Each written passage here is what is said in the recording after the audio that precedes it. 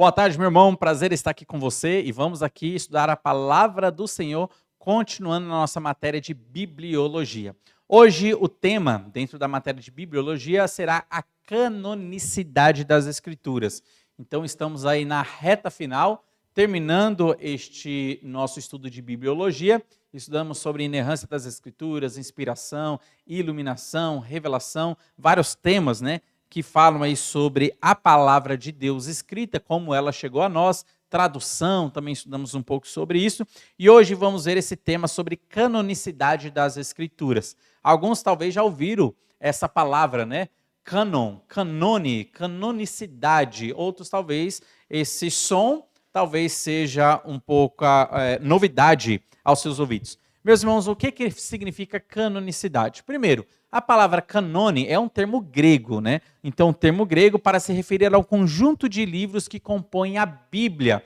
Canone, ele significa bastão de medir. Então, era um bastão de medir que as pessoas antigamente tinham para colocar as coisas no padrão, para saber se alguma coisa estava dentro do padrão ou se estava fora do padrão. Esse termo, então, se passou a aplicar às Escrituras Sagradas. Por quê? Quando foi sendo reconhecido as cartas e os livros que estavam compondo a palavra de Deus, tinha que ter um padrão para que pudesse ser feito o reconhecimento de que aquele livro ou aquela carta era a palavra do Senhor. Se estava dentro do padrão, então é palavra do Senhor. Se não está dentro do padrão, se está fora do padrão, então isso aqui não é a palavra de Deus, isso aqui é um livro falso, uma carta falsa, uma pseudepígrafe que alguém tentou escrever, mas que não é palavra de Deus. Então eles tinham ali esse padrão, né? Algumas questões para que eles pudessem estar analisando se aquela carta que estava chegando em suas mãos era de Deus ou se não era de Deus. Então, o termo canone, que significa bastão de medir, passou a ser aplicado às Escrituras. Como que isso aconteceu? Meus irmãos, a igreja ela foi fazendo o reconhecimento do Novo Testamento. Os judeus eles fizeram o reconhecimento do Antigo Testamento. Note bem, a palavra aceitação e reconhecimento são diferentes. Os judeus não aceitaram, né, aquilo que era a palavra de Deus ou não era a palavra de Deus no Antigo Testamento. Eles apenas reconheceram o livro que estava chegando para eles, eles então faziam um reconhecimento. Não, isso aqui é evidente que é palavra do Senhor. Eles não fizeram o papel de aceitação. Não, a gente aceita que isso é palavra de Deus. Não, a gente não vai aceitar que isso é palavra de Deus, porque eu não gostei do que está escrito aqui. Ah, eu gostei do que está escrito aqui, então eu aceito como palavra de Deus. Não foi dessa maneira.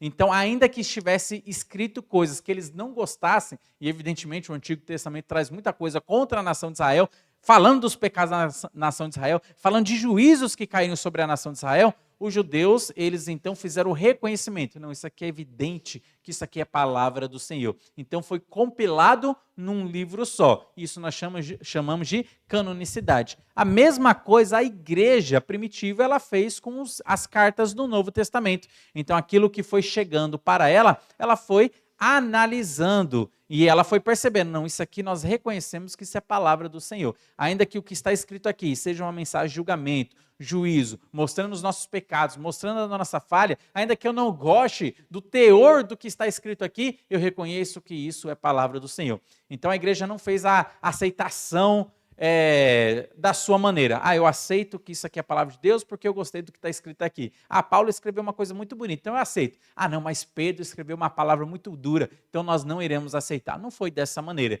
A igreja e Israel fizeram o reconhecimento. Agora se coloque, meus irmãos, no lugar da igreja primitiva e perceba que isso era um trabalho com muita responsabilidade. Existe uma carga nas suas costas. Imagine que você estava ali fazendo parte da igreja primitiva, e chega uma carta para a igreja. E aí, ela deve ser aceita na Bíblia ou não? Como que você vai fazer esse reconhecimento? Isso aí que chegou. Está escrito aqui que foi Paulo quem escreveu. Nós devemos aceitar isso como carta de Deus ou aceitar que isso não é carta do Senhor? Mas foi o apóstolo Paulo que escreveu. E aí? Como que você faria? Então perceba que foi um trabalho direcionado, evidentemente, pelo Espírito Santo. E o que aconteceu então? Olha só, algumas medidas, evidentemente, foram tomadas para se reconhecer que se a carta era de Deus ou não. Então, várias medidas eles tinham para refazer esse reconhecimento. Será que a carta foi escrita por alguma autoridade apostólica? Será que a carta foi escrita sendo supervisionada por uma autoridade apostólica? Então, isso eram medidas que eles estavam analisando. Qual é o teor doutrinário desta carta? Será que ela vai contra a palavra de Deus do Antigo Testamento ou será que ela se harmoniza com a palavra do Senhor? Porque se vai de contra, nós já não podemos estar aceitando. Mas se ela se harmoniza com o conteúdo da palavra de Deus do Antigo Testamento, então nós podemos aceitar. Então, medidas foram tomadas para fazer esse reconhecimento. Mas o fator determinante, meus irmãos, do reconhecimento foi a ampla aceitação na igreja primitiva. A carta que foi escrita e direcionada para a igreja foi amplamente aceita pela igreja primitiva ou ela foi rejeitada de uma maneira geral? Então isso aí foi um fator determinante para perceber se o livro de Romanos, a carta aos Romanos, a carta aos Gálatas, Apocalipse, é palavra do Senhor ou não. Então a ampla aceitação da igreja primitiva já fez essa demonstração pública, se uma carta era de Deus ou se não era de Deus. Então note que eles tinham um padrão, eles tinham uma medida onde colocar o livro e perceber, está dentro do padrão. Não, isso aqui está fora do padrão, vamos rejeitar. Porque, meus irmãos, diga-se de passagem, muitas cartas foram escritas, cartas falsas, com até a assinatura falsa dos apóstolos. Alguém escreveu, um fulano escreveu uma carta, querendo ali mudar a doutrina da igreja. Evidentemente, essa pessoa estava sendo guiada pelo demônio, por Satanás, influenciada, e ela escreveu uma carta, e no final ela escrevia, assinado Paulo de Tarso. E daí a igreja recebia aquela carta. E aí? Aqui está a assinatura de Paulo, vamos aceitar ou vamos rejeitar? Então tinha que ter uma medida, tinha que ter um padrão para eles fazerem um reconhecimento do que é a palavra de Deus e o que não é palavra do Senhor. Olha só, quando a igreja ela tinha alguma dificuldade em reconhecer se tal escrito, tal carta que chegou para ela era inspirado ou se não era inspirado, o que acontecia? Aí entrava, então, a ajuda apostólica. Os apóstolos também auxiliaram as igrejas nessa questão do reconhecimento daquilo que era a palavra de Deus e daquilo que não era a palavra de Deus. Um exemplo disso está lá em 2 Tessalonicenses, capítulo 2. Olha só o que diz 2 Tessalonicenses, capítulo 2, versículos 1 a 3. Diz assim o texto. Paulo falando, irmãos, no que diz a respeito à vinda de nosso Senhor Jesus Cristo e à nossa comunhão com Ele, nós vos exortamos, preste atenção no 2, a que não vos demovais, ou não se desvieis, da vossa mente com facilidade, nem vos perturbeis, quer por espírito, quer por palavra, quer por epístola ou carta, como se procedesse de nós, supondo tenha chegado o dia do Senhor. Até o 2 aqui já está bom para nós. O que tinha acontecido nessa igreja de Tessalônica? Meus irmãos, algumas cartas estavam chegando para essa igreja, cartas que iam de contra aquilo que Paulo tinha ensinado para a igreja. Só que o problema está assinada por Paulo. Tem uma assinatura de Paulo aqui. Então eram falsas cartas que estavam sendo direcionadas para a igreja com conteúdo negativo, conteúdo falso, não contendo a verdade da palavra de Deus, e estava assinada embaixo com o nome de Paulo. E Paulo depois escreve então a segunda carta aos Tessalonicenses falando sobre isso. Olha, fique tranquilo, vocês não aceitem qualquer carta, ainda que pareça que nós estejamos enviando essa carta. Se o conteúdo não bater com as escrituras, essa carta não deve ser aceita. Então, eles receberam falsas cartas, mas o apóstolo Paulo, nesse caso aqui, estava ajudando e auxiliando a eles reconhecer o que é falso e o que é verdadeiro. Qual é a carta que está chegando para nós que nós não devemos compilar dentro das Escrituras? E qual é a carta que está chegando para nós que nós devemos reconhecer e então colocar ela dentro do cânon, fazendo parte aí do número de livros que nós temos composto em toda a Bíblia. Então, meus irmãos, perceba que foi isso que aconteceu na aceitação, no reconhecimento melhor, das Escrituras e da palavra do Senhor. Foi dessa maneira que aconteceu, os judeus foram responsáveis pelo Antigo Testamento, a igreja primitiva responsável pelo Novo Testamento. Abra sua Bíblia, se você estiver acompanhando, em Romanos, capítulo 3. Aqui nós teremos aqui uma menção que os judeus, então, fizeram esse reconhecimento do Antigo Testamento. Romanos, capítulo 3, versículo 1 e 2, diz assim: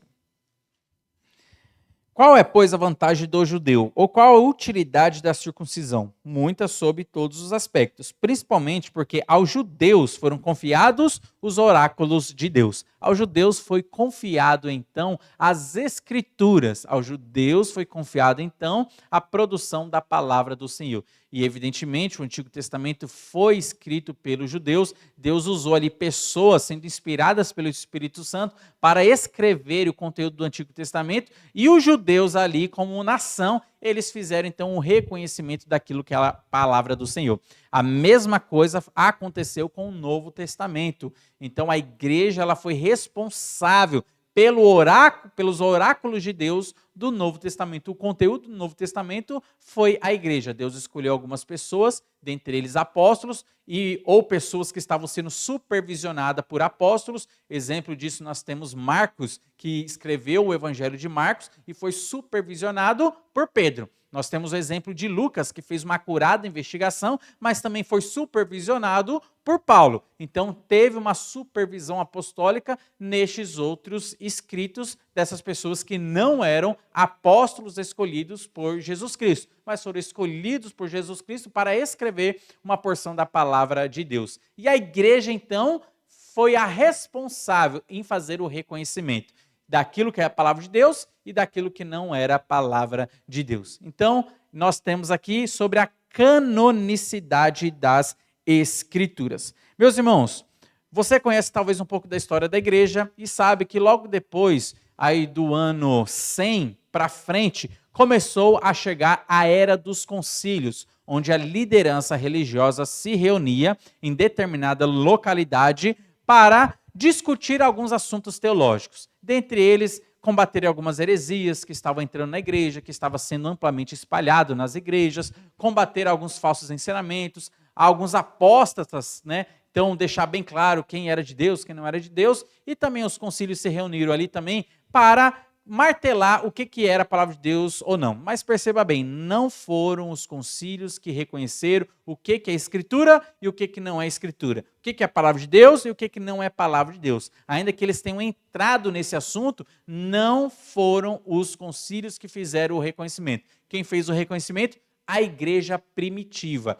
Ela que é o baluarte da verdade. Então, ela que fez essa demonstração pública do que é a palavra de Deus e o que não é a palavra de Deus. E por isso que nós temos aí os 27 livros do Novo Testamento inscrito, né, em nossas mãos, porque a igreja primitiva reconheceu estes 27 livros. Dentre eles, os 4 evangelhos, o livro histórico que nós temos de Atos, as cartas paulinas, que vai ali de Romanos até Tito, as cartas gerais, que é de Hebreus até Judas, e o livro profético, nós temos o Apocalipse, então, totalizando 27 livros ou 27 cartas que nós temos no Novo Testamento. A igreja, então, foi responsável e não os concílios. Mas apenas para falar um pouco dos concílios. Houve um concílio, que é o concílio de Hipona, em 393 depois de Cristo. Só para os irmãos se engajarem um pouco melhor na história. Então, os apóstolos, todos eles morreram ali no ano 100 depois de Cristo. Então, no ano 100 depois de Cristo já não existia mais apóstolo. O último apóstolo a falecer foi o apóstolo João, que escreveu o Evangelho de João, escreveu as cartas de João, e escreveu também o livro de Apocalipse. Ele escreveu, né, esse livro de Apocalipse estando na ilha de Patmos. Então, João foi o último apóstolo a morrer. A partir do ano 100, não tinha apóstolo vivo. Todos os apóstolos haviam morrido. A partir de então, do ano 100 até o ano 300, a igreja que estava ali já com a Bíblia em mãos, ela foi grandemente perseguida, porque o Império Romano perseguiu ferozmente a igreja. Várias perseguições imperiais se levantaram contra a igreja e contra a Bíblia. Imperadores se levantaram, né, contra os cristãos, perseguindo os cristãos. Imperadores se levantaram, pegando esses cristãos e jogando lá na arena para que eles pudessem ser mortos por leões. Imperadores se levantavam, pegavam os cristãos e queimavam eles vivos, servindo como tocha humana para iluminar as ruas de Roma. Imperadores se levantaram contra a palavra de Deus, tentando queimar todos os exemplares da palavra de Deus. Foi um período de várias perseguições, do ano 100 ao ano 300 depois de Cristo. Até que um imperador se levantou, ali mais ou menos no ano 313 depois de Cristo, o nome dele era Constantino. Constantino então se levantou, e em uma das guerras que ele estava tendo contra os bárbaros, a história diz que ele teve uma visão celestial onde ele viu os símbolos de uma cruz.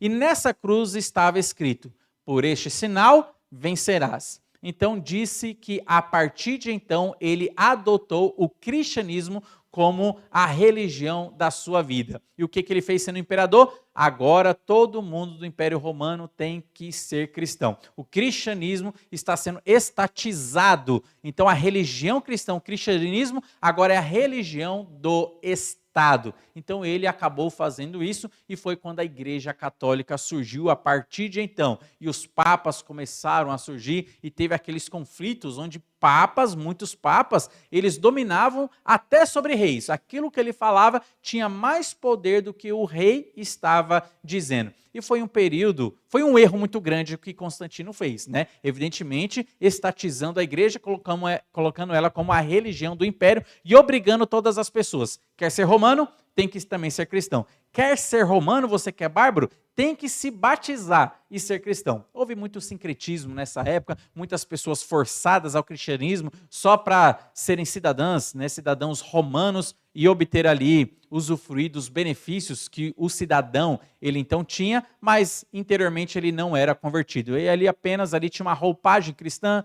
era batizado, talvez frequentava algum culto ali, e a Igreja Católica surgindo a partir de então, mas ele interiormente não era uma pessoa convertida. Foi um erro, evidentemente, que Constantino ele fez, e essa igreja, que é uma máquina, né?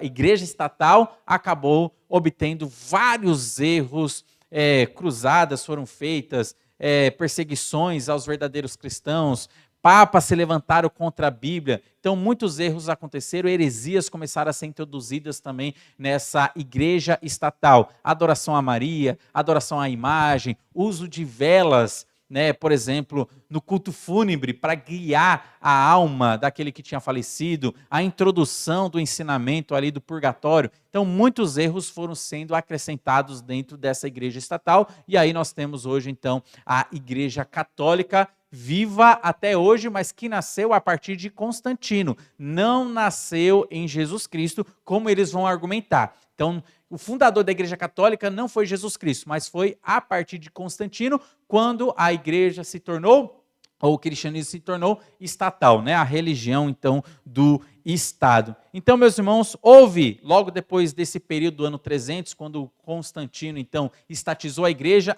então, ela usufruiu, o cristianismo usufruiu de uma certa bonança. Se os imperadores antigamente estavam perseguindo, a partir de então, agora os imperadores não irão perseguir a igreja ou o cristianismo dessa maneira. Então houve um período ali onde a liderança religiosa, eles tiveram uma certa liberdade, e eles fizeram os concílios para resolver algumas questões, resolver alguns problemas. No concílio de Hipona, que foi no ano 393 depois de Cristo, nesse concílio foi reconhecido os 27 livros do Novo Testamento como sendo inspirados por Deus. Um outro concílio que teve também foi o concílio de Catargo, onde no ano 397 e também no ano 409 depois de Cristo, foram dois concílios que teve e trataram de vários assuntos, dentre eles sobre quais os livros que devem compor o Novo Testamento, já que o Antigo Testamento estava já bem estabelecido pelos judeus, então a igreja recebeu de presente o Antigo Testamento, e ela teve o trabalho de fazer o reconhecimento público então do Novo Testamento. Neste concílio também, nesses dois concílios, foram também reconhecidos como inspirados os 27 livros do Novo Testamento. Então nós temos aí a Bíblia em nossas mãos, 39 livros no Antigo Testamento, 27 livros no Novo Testamento, totalizando então o número de 66 livros que nós temos inspirados pela palavra do Senhor. Meu irmão, nós também fizemos uma live, você pode acompanhar essa live, sobre por que nós não aceitamos os apócrifos. Porque você sabe, aqui eu estou falando que a Bíblia tem 66 livros, mas a Bíblia da Igreja Católica foi acrescentado 7 livros a mais. E nós, nessa live, damos os argumentos ali, por que nós não aceitamos esses livros e reconhecemos eles como apócrifos. Apócrifo significa não inspirado, não é palavra do Senhor. Então, nesta live, nós damos esses argumentos, e aí eu peço para que você esteja assistindo essa live, para ajudar você nesse entendimento de bibliologia, e caso você ainda não tenha visto sobre os apócrifos. Então esteja assistindo para que você tenha aí um melhor embasamento, um melhor conteúdo, e sabendo que a nossa Bíblia tem 66 livros. Eles são os inspirados por Deus. Os 7 livros a mais que a Igreja Católica acrescentou num período muito tardio, não foi a Igreja primitiva que aceitou, nem os judeus aceitaram, os judeus rejeitam os 7 livros. Na Bíblia dos judeus, e você sabe que os judeus não aceitam o Novo Testamento, eles só aceitam ali o Antigo Testamento, e eles não aceitaram no Antigo Testamento os 7 livros a mais que a Igreja Católica acrescentou. E quem era responsável? Quem era o responsável pelos oráculos de Deus no Antigo Testamento? Os judeus. Eles mesmos rejeitaram. Então nós temos outros argumentos também mostrando nesse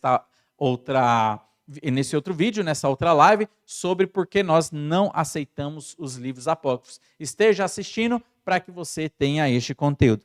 Espero que essa live tenha sido informativa para você, tenha fortalecido também a sua fé e tenha elucidado algumas questões que talvez você possa ter dúvida.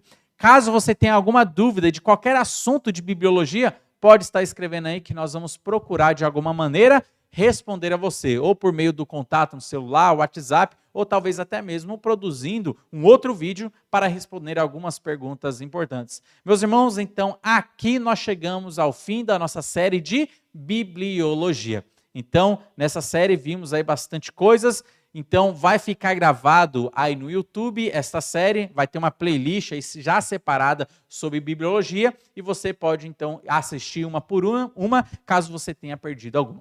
Que Deus abençoe grandemente a sua vida, esteja conosco sempre acompanhando as lives produzidas a partir dessa plataforma. Deus abençoe você e sua casa.